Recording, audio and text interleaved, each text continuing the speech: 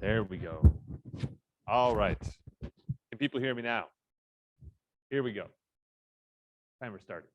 So my name is Phil Gaebler. I'm a water resource engineer at the City of Madison. And we're going to talk about our green infrastructure implementation and give a little history on our program. Maybe. There we go. So kind of the outline for today, talk about our green infrastructure history, some of our current policies that we utilize to get our residents to implement green infrastructure. We have a pilot study going on with the USGS, and I'm going to detail some of our installations and then some of our outreach and education efforts. All right, so our current green infrastructure policies, right? We have an ordinance that came through that said the first half inch of stormwater has to be treated with green infrastructure. You may have noticed that we copied that from Milwaukee. That was straight up theft. We also had 5% reduction in our runoff volume from the 10-year storm in Madison. That's 4.08 inches. And what this has really done is on our commercial developments, they're putting in bioretention to at least hit that green infrastructure requirement, and then underground tanks, permeable pavements, things along those lines. There's a whole bunch of other ordinance aspects they have to meet as well, but this is the one that just hits on green infrastructure. If we then look at our stormwater utility adjustments, Madison has a stormwater utility fee. That charges our residents based on the amount of impervious and pervious area they have on their lot, and they get a bill. Our adjustment for that fee is not that great, but it's better than it was 3 years ago. We tripled it, but it's based on that 10-year storm again, right? That's 4.08 inches of rain. This is because that is what sewer pipes are sized for in the streets. And so it was an easy thing to tell the Public Service Commission, look, these residents are managing all of the water that would have gone into the storm sewer. We can give them that reduction of what it would have cost to put a storm sewer in, right? This looks at putting in rain gardens, rain barrels, permeable pavements. They're all eligible for this credit. If you're looking at an adjustment, right, you'll see why this is not that great. If you have a 1,000 square foot roof and you route it to a rain garden, it has to be 124 cubic feet of storage, right? That's really generous modeling by yours truly. That uses a 1.63 inch per hour infiltration rate, right? Which is pretty high. I justified that by saying we're putting native plants in here. If the native plants are dead, the homeowner is going to work to get those plants going. Eventually the soil might hit 1.63. Let's put the blinders on and smile and give people a benefit, because guess what? It's pretty minimal. You do that for your whole roof and you get $26 a year off of your stormwater bill. Which then if you look at what it costs to put in a rain garden, you have a pretty poor return on investment, but that's where we're at and we're working towards it. That 1,000 square feet of impervious would cost you as a resident of Madison $40 a year, right, if you didn't do any treatment, right? So you get a 65% reduction. We might be able to bump that up to a 95% reduction. It's still a poor return on investment. When people call me and complain about that, I was like, well, what I'm hearing is that our stormwater utility fees aren't high enough. And then everyone's happy and we stop having that conversation. Uh-oh, I turned things off. It wasn't me. All right, here we go. Madison has also had it's the Roger Bannerman Terrace Rain Garden Initiative that started in 2008. Roger Bannerman was a scientist with the DNR and with the USGS, very instrumental in the development of this program. And basically, if we have a street reconstruction project, the City of Madison puts out a flyer. We've made them fancier and prettier, and we've gotten slightly better with our advertising. And like, hey, if you want, we will put a rain garden in your terrace if it meets the right geometry. We will pay for all but $100 of that, which is a great deal. We're putting more than $100 of plants in, and it costs us somewhere between $2,200 and $4,000 to put in that, right? That's just to dig the hole and put the concrete in, right? There's a lot of curb work. We do the design, we plant it, and then we hand the keys to our resident. We're like, now it's yours. And up until last year, we said, go forth and maintain and make it beautiful because it's in your front yard and you want it to look nice. We then said, well, there is some effort that goes into this. Our homeowners are putting forth a fair amount of maintenance. We're going to give them $5 a month for keeping a rain garden in working shape. That's the best deal in Madison when it comes to green infrastructure. All right, we also have our pilot study, private property installations. This is a new thing for us as of 2020. If you are inside of this watershed that we are monitoring with the partnership with USGS, there's 600 homes in there. If somebody installs a rain garden and or rain barrels that treats a minimum of 600 square feet of impervious area, right? Green roofs, permeable pavement, they're on there also. You can get up to $1,000 back as a rebate for the money you spend towards that. If you are a do-it-yourselfer, you can get $1,000 back, but you only have to spend whatever. I'm not doing the math well in my head right now. We give you 110% back, right? If you spend $900, you get $990 back as a thank you for doing it yourself. If you have a contractor, you get 80% of the total amount you spend. And the goal is to incentivize the implementation on private property. Since as a municipality, we cannot go onto private property and just build a rain garden for somebody, right? That is against state statute. We can't do it, but we can provide a grant.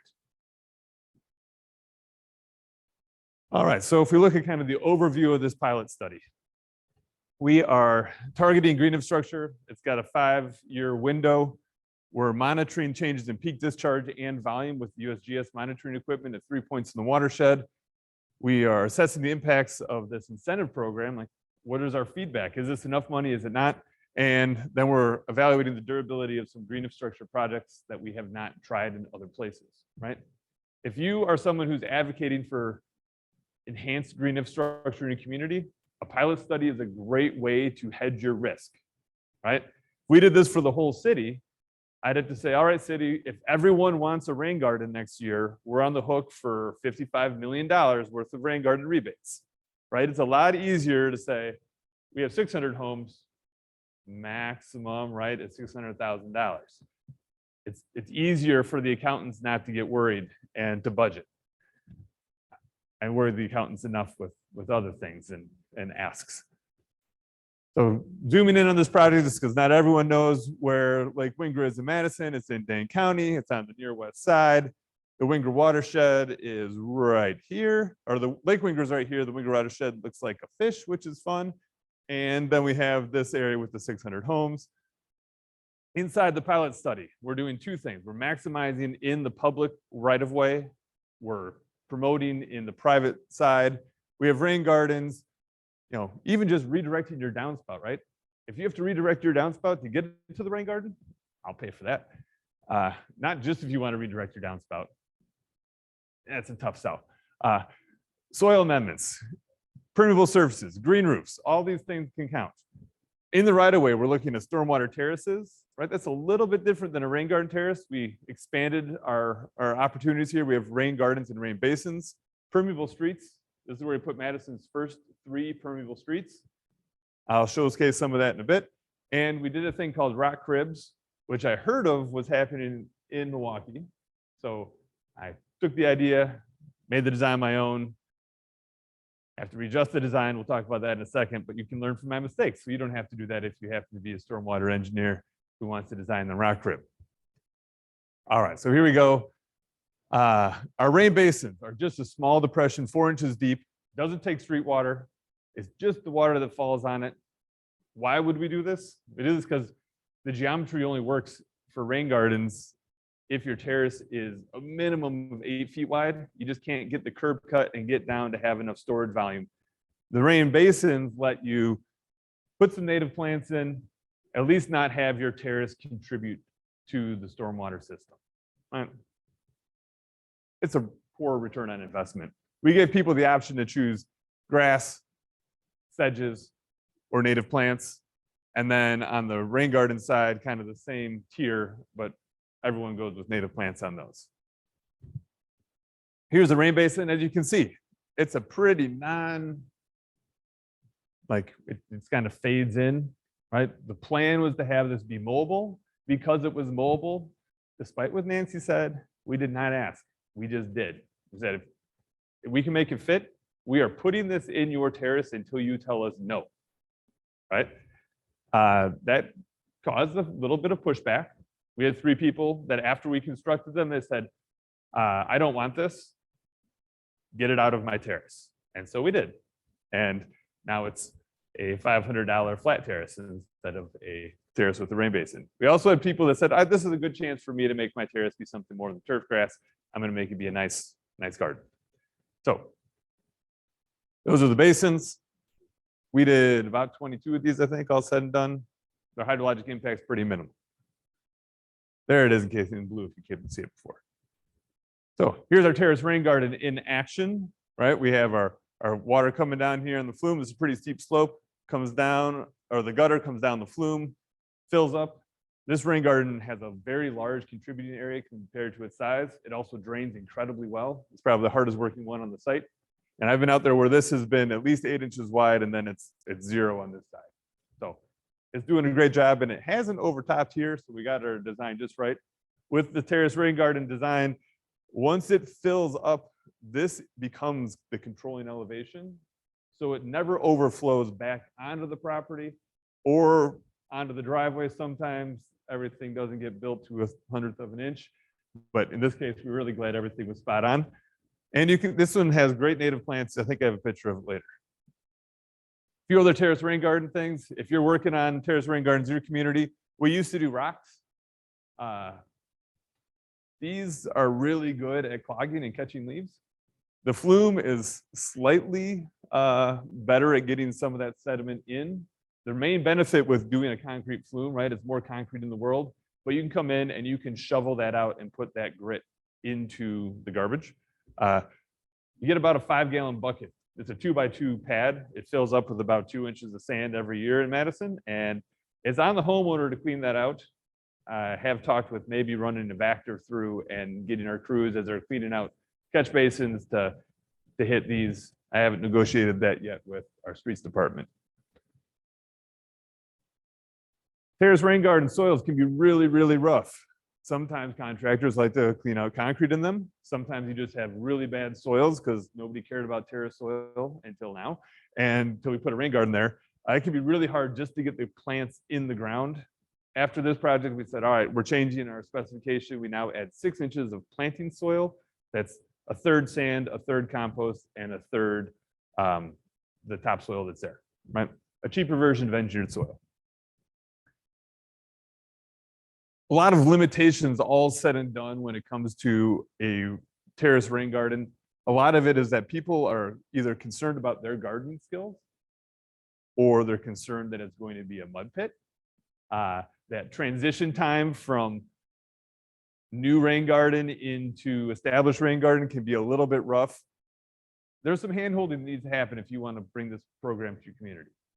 But I think we have found having our native vegetation crews out, they plant these, they'll do a light touch, ask the homeowners how they're doing the year after, answer questions about what weeds are, guide the homeowners through how to identify weeds, and we have some pamphlets that help with that as well. All right, permeable road surfaces. We tried, basic design here, water's coming off of the road, going through, you have aggregate storage below, it gets down, we've cut down to a sand seam here on both sides. These need maintenance, right? I would say you need to have a vacuum sweeper, a pure vacuum sweeper to make this work. And you likely need something also to do a deep clean. We have a regenerative air sweeper. We're on year 3. I'll show you a picture of how it's being maintained and working at the moment. So we did 2 products here. We did Spancrete, which is a precast concrete that kind of locks together. And then we had Pave Drain, which the paver itself is not permeable, but it's got an 1/8 inch gapper on the outside where water can flow in. These are super elevated streets, so all the water on the pavement comes into the pavement, the pervious pavement. Right, we had a 4-to-1 run-on ratio, and we have sand 4 feet deep here. With the sand at 3 inches an hour, the aggregate layer, and the drainage area here, this can handle the 100-year event or the 1% probability storm, which is 6 inches of rain in 24 hours, provided that that surface is clean enough to let that flow in on the run-on rate, right? When they're brand new, they work great. A couple of things we learned on our permeable pavement. Don't always trust your soil borings. If you can, be on site when they take your soil borings. If you have soil borings that tell you that your sand seam is lower than 8 feet below, don't do permeable pavement there, unless you really like to get yelled at by contractors. This is a specialty of mine. So what happened is that they went through and they ran in all the new sewer laterals from the sanitary line into the house. And then I said, well, you guys need to dig down to the sand layer. And they're like, well, that's below the sanitary line that we just ran. I'm not going to excavate around the sanitary lateral. So we had to have a compromise out in the field. So we left these little bumps of soil out there in a portion where we were down below 8 feet. But my advice to you is if you're doing this permeable street, nothing more than 6 feet. If you have to dig more than 6 feet to get to sand and you have sewer laterals, just walk away. Also, some of our pavers didn't get installed the specification and they had both a horizontal wobble and a vertical wobble. You can use a vibratory plate and a whaler, which is an 8x8 piece of lumber. You put that onto a front end loader, you lift the front end loader up and you shake it down and you can shimmy down a permeable paver block at least an inch. Don't do that on the pervious concrete because you'll crack it. We didn't try, but we knew that we would. On the gap in between, we ended up using polymeric sand.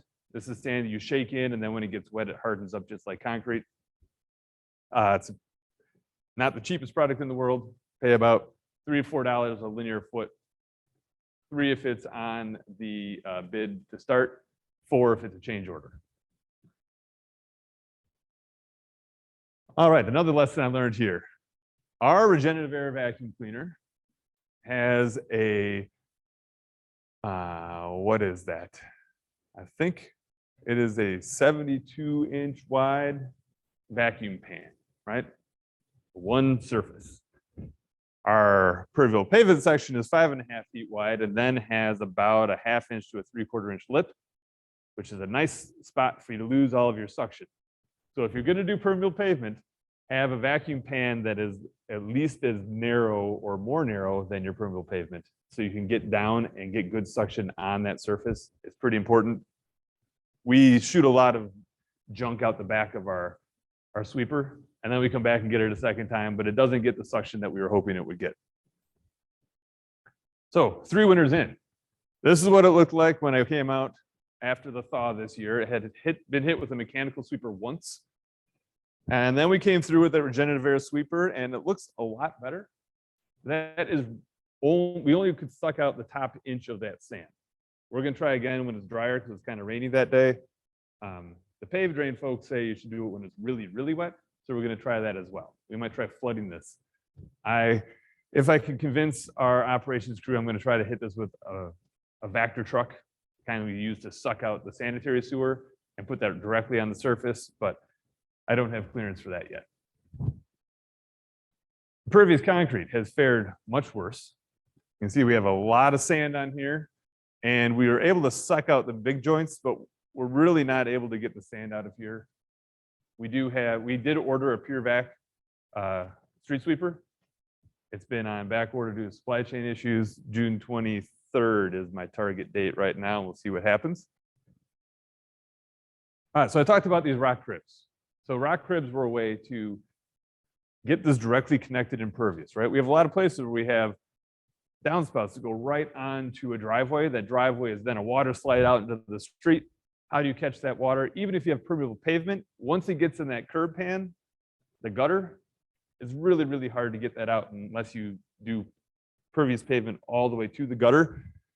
So I said, well, I heard about this in Milwaukee. I never saw the design, but you could put in permeable pavement in the sidewalk, intercept that water, route it over here to a rock crib. So this rock crib gets clogged. We could excavate it in the terrace and not have to rip up somebody's driveway. So we did this. Here's an installation, right? We have the pervious pavement here. We have the pipe. We have a rock crib, and we go into an inlet. Our street designers were very adamant that we were not going to let this surcharge. We had to have an overflow pipe. They didn't want me to surcharge water into the base course of the road and ruin the road. So did this, and I thought everything was fine. And then I had a conversation with the DNR, and then the sweater started to unravel. This is a cross section, right? We pick it up here, we go with the pipe, we go to another places where there's infiltration, and that's key because when you do this, that makes it a class 5 injection well, and you can get a permit for that. And that's fine. If you're a homeowner that knows you're infiltrating clean water, also good. If you are a municipality, we do not want a class 5 injection well, right? Because that sets us up for a lawsuit if there ever is groundwater contamination, right? We will be named in that lawsuit. We are not, I have been told we are not going to do that again, right? However, if you just take this pipe out, right, and you move that deep storage layer directly underneath the permeable pavement in the sidewalk in between the driveway apron and the driveway, now it's just permeable pavement and it is exempt from being class 5 injection well. I'm not a lawyer. That feels like a very lawyery thing to me. The EPA has a lot of lawyers though, so I'm not going to win that fight. So I'm going to follow the rules, and this is the new design if we go forward. There's also some differential frost heave we had. I think having that rock layer all the way down will help with this differential frost heave. The first year, this was 1.5 inches. I think water got stuck under here. After the frost came out of the ground, it kind of went back down to more normal. I was out there this year. We didn't have differential frost heave. I don't know. Differential frost heave is kind of a mystery to me at times. I'm like, some soils are just bad at it, and our soils here are pretty bad. All right, private property rain garden installations, right? I'm a big fan of these. It takes some hand holding, it takes some work. This is what a resident did. They used the money to rent a backhoe, make it easy for them. They did a great job.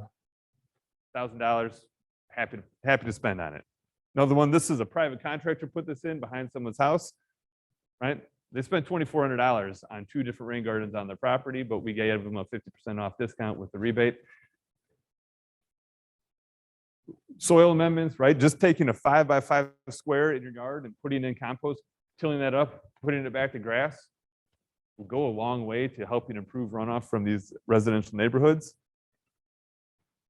You look at this installation map in whole, right, over the last 3 years, we've got 17 terrace rain gardens, 22 of the rain basins. We've done 7,600 square feet of permeable pavement. We have 14 of those rock cribs that are on the permit to the EPA for a class 5 injection well. We have 8 rain gardens on the private side, 5 rain barrels. Nancy has shown me we can do a much, much better job on our rain barrels. I think we need to get out and really promote that here in the near future. And we've treated about 4% of the total impervious area, directly connected impervious of the system, right? That is not enough to show up on our USGS monitoring, by the way, but we're working towards that. People are always very concerned about the price. That permeable pavement is not cheap, and it's pretty new to our contractors. We get a big spread, but if you were going to price this out, I'd average $30 a square foot installed, and that's an expensive road. The rock cribs were on the standalone side, right? You're looking at $6,000 maybe on an average. Granted, we're paying municipal prices. If you did this on a private side, take about 30% off. And the terrace rain gardens were high in this one, but we have a big spread there too, right? It's $2,000 to $4,000 for one of those. I'm going to stop my timer here, and I'm not. So looking forward, we have a target sub area. We have a grant from the DNR. We're going to do more permeable pavement and outreach with rain gardens, and basically door to door for every home here. And really say, what can I, use the salesmanship to say, what can I do to get green infrastructure on your property today? What can we do to make that happen? It takes effort. It takes trust. It takes time. And final thoughts here, right? Volunteering, volunteer-based siting, which is what we have, right? We don't force anyone to get our terrace rain garden. When it's a volunteer-based thing, we you lose some of the efficiency from an engineering perspective, but you don't have to pay for maintenance, right? Or pay very, very little for maintenance. I think our stormwater utility adjustments are insignificant to incentivize a person to install a rain garden, right? Nobody's going to install a rain garden for $36 a year. But when somebody does, it's a nice thank you, right? We'll buy a cup of coffee every month, right? Maybe, depending on where you go. The $1,000 rebate is close for do-it-yourselfers, but it's too low for those that want to use a contractor, right? Where's that line? I don't know. I don't know exactly where it's at. I think if we wanted to be really clever about this, we would do almost a price guarantee. Is that right? We're going to keep raising the line, but if you sign up today and we raise it to $1,500 and you spent $1,500, we'll give you that back in like a window or something, right? The accountants will love that one. And also the last thing, right? We started out with a deed restriction. People were adamant, like, well, what happens if we give somebody $1,000 to put a rain garden in and then they move and then the next person comes and fills it in, right? The deed restriction was a barrier because of two things. One, the pandemic. People would have had to come in person downtown in front of a notary and sign, and nobody was doing that. The other thing is that a municipality is not going to enforce that deed restriction, right? I'm not going to go on to and investigate and inspect someone's private rain garden to see if they filled it in and then extract $1,000 for them. I'm going to spend more on legal fees to do that. So we came up with this other thing called a knowledge sharing agreement, which is them signing a piece of paper that says, hey, when I move, I'm going to tell the new homeowner that I have a rain garden. Done. I like that a lot better. I'm out of time, but we keep adding rain gardens. We have almost 700 in the Madison area. We've been doing this for a while. And there's my contact information. And if you want to see something kind of fun, there's a time-lapse video on this website right here that shows that rain garden that's in front of my house over a whole year. It's kind of fun to watch. It only takes 2 minutes. And that's it. Thanks for the time.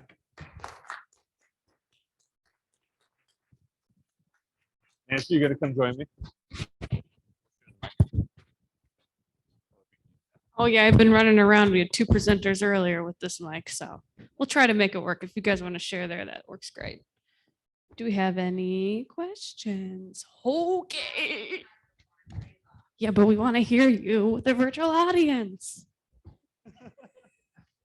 Okay, so I am on the Sustainability Commission for the City of De Pere, and we're talking a lot about these kinds of practices and things that we can do. And we just passed a planned natural landscape ordinance, which allows people to transform their yard into a prairie or whatever.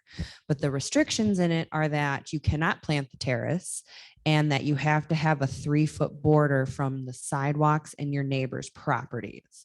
And I hate it, if I'm being honest.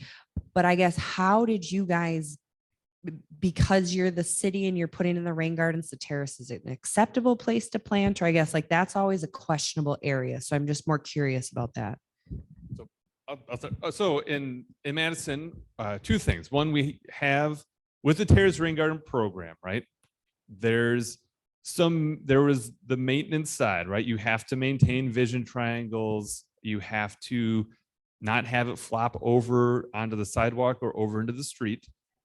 And the city reserves a right that if you are a bad property owner to then fill in the rain garden, right? That was kind of from the original inception of the plan.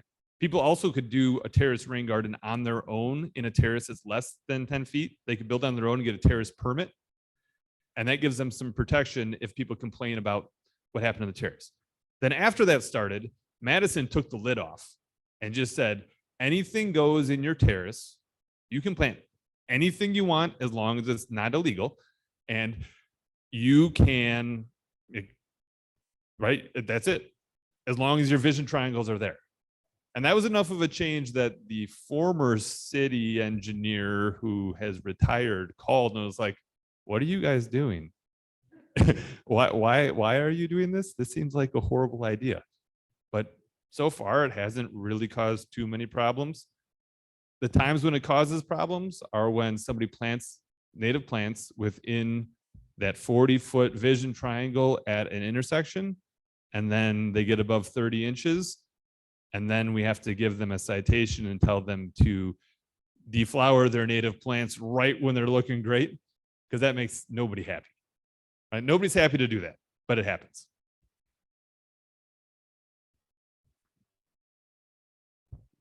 Okay. Coming. I suppose, I'm sorry, I can't read your name. I didn't get your name. Nancy. And this might be for both of you, but especially for Nancy. For the rain barrel program that you provide, where do you source your rain barrels? How do you like move from, you know, the product to the assembly to the installation, you know, because rain barrels are big and take up space and require, and second part to that, sorry, two-part question is, how do you ensure that they're actually being emptied? Because if people are just installing rain barrels and they just allow them to fill, they're not actually using the water or releasing the water, then they're not really capturing those subsequent rainfalls. Yeah, so with our partnership with MMSD, we are considered a contractor for this work through at the Northwest side. So we get the rain barrels acquired from MMSD, and they have a really large storage facility. So Ethan, again, great guy. He like transports these in his Jeep Grand Cherokee through the Northwest side of Milwaukee. We have limited storage spaces at our office. So like, and we get some interns from MMSD to help support this project. So then we just go to the facility, pick up all the essentials, and then go to the sites. So yeah, it's been you know, if we can consider expanding this project, if we are the ones doing the rain barrels, that would be something to take into consideration. And we've been speaking with other neighborhood residents too, who are interested in kind of piloting a program within a neighborhood. But, you know, that's one of the questions that we asked. Do you have a storage facility? How are you going to get to this place, from that place to your area? So it's a lot of difficulties, at least through our partnership with MMSD, that alleviates a lot of the work right now. And as far as the ongoing maintenance,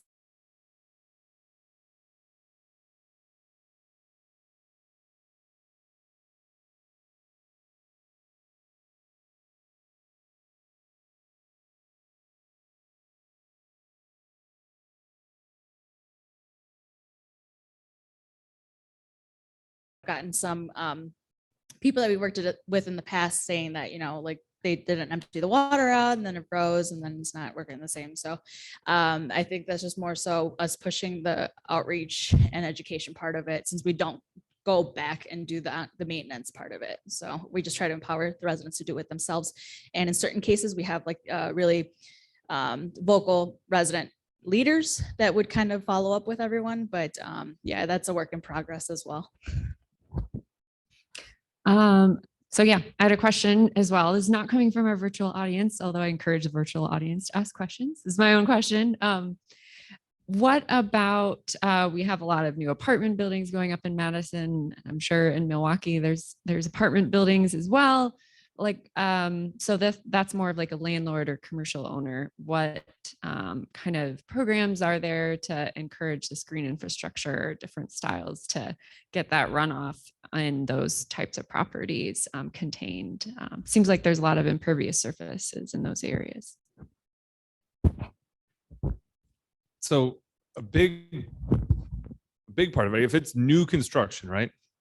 They are subject to the full suite of the ordinance, and that is 90% stay on. So if you had grass before, right, you're going to get, you have to infiltrate 25 inches of water in Madison, right?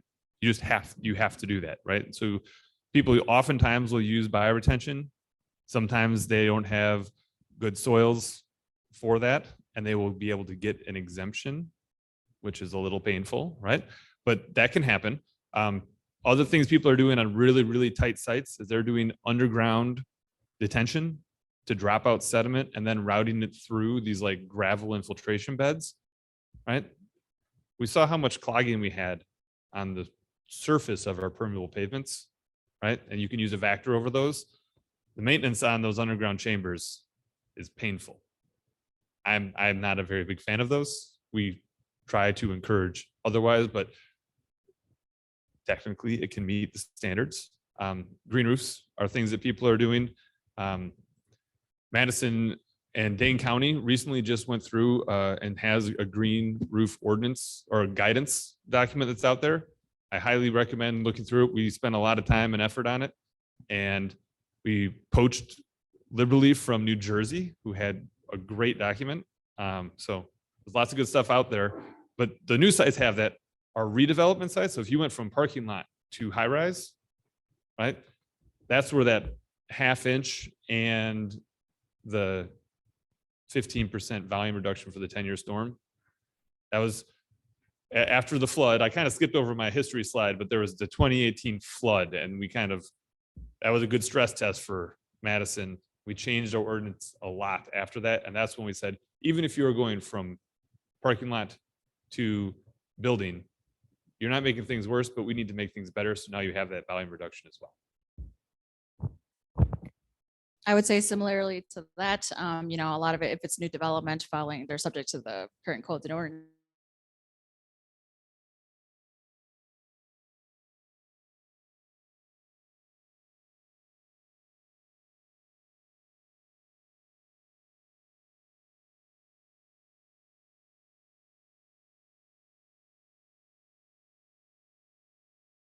Just in general has really good information. We provide some more information for like developers and whatnot too, but it's more so, yeah, it's part of it that they have to do it, and part of it that they could be resourceful or unique about it. I've seen some green roofs in Milwaukee too, bioswales, bioretention, ponds and things like that too. Awesome. Thank you so much. Thank you. All right, we got 5 minutes to shuffle around. Maybe I'll lock the doors and make you all stay in here because we have 2 chloride talks to end the day today. So again, you got 5 minutes, maybe go grab a drink